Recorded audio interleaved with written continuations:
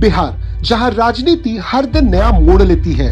कभी साथ चले दल अब आमने सामने खड़े हैं, सीट शेयरिंग पर टकराव है, वोट चोरी के आरोप हैं और अब मैदान में एक तीसरा मोर्चा भी है, AIMIM का ग्रैंड डेमोक्रेटिक अलायंस। इस बार मुकाबला सीधी तरह से तेजस्वी यादव वर्सेस एनडीए का है। तेजस्वी बने हैं महागठबंधन के सीएम फेस और उनके साथ है मुकेश साहनी डिप्टी सीएम के रूप में।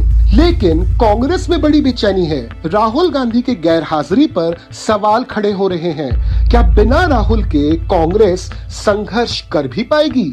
चलिए करते हैं डीप डाइव बिहार के चुनाव का पूरा डेटा, तथ्य और राजनीतिक हिसाब। इसी तरह के इंफॉर्मेशन को पाने के लिए हमारे चैनल को सब्सक्राइब कर लें और साथ में इस वीडियो को लाइक कर दें। तो चलिए अब हिसाब लेते हैं पिछले 2 चुनावों का। 2020 का विधानसभा चुनाव, एनडीए को मिले थे 125 seat, BJP 74, JDU 43, HAM 4, VIP 4। महागठबंधन को मिले थे 110 seat, RJD 75, Congress 19, left 16।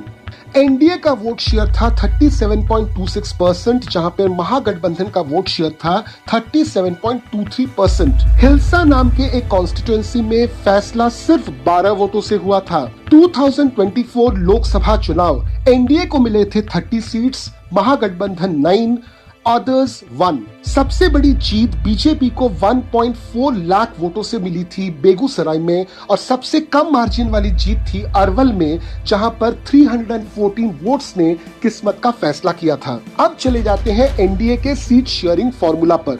NDA का फॉर्मूला बिल्कुल क्लियर है। BJP 101 seats, JDU 101 seats, LJP 29, HAM 6, RLM 6। Nitish Kumar और बीजेपी दोनों का संदेश एक ही है, स्थिर सरकार, मजबूत साझेदारी। जहां पर बीजेपी का पूरा फोकस है इकोनॉमिकली बैकवर्ड क्लासेस, महिलाओं और युवा वोटर्स पर, जेडीयू का क्लियर फोकस है ग्रामीण विकास पर।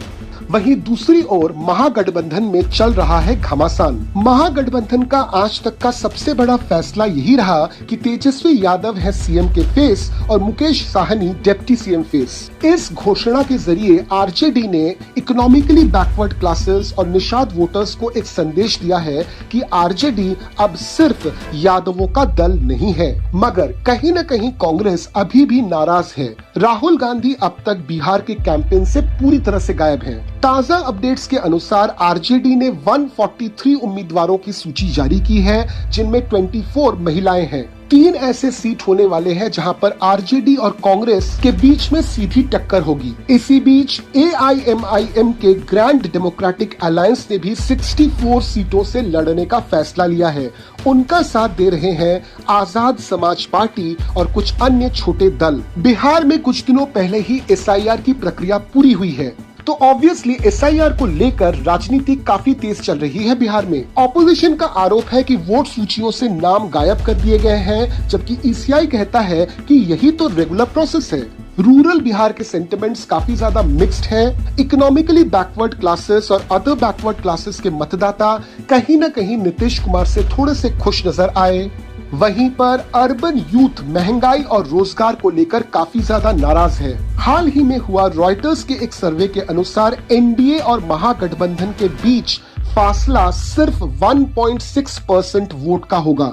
15 से लेकर 29 साल के युवाओं में 9.9% बेरोजगारी है और SIR की प्रक्रिया को लेकर अब भी लोगों में काफी ज्यादा असंतोष है।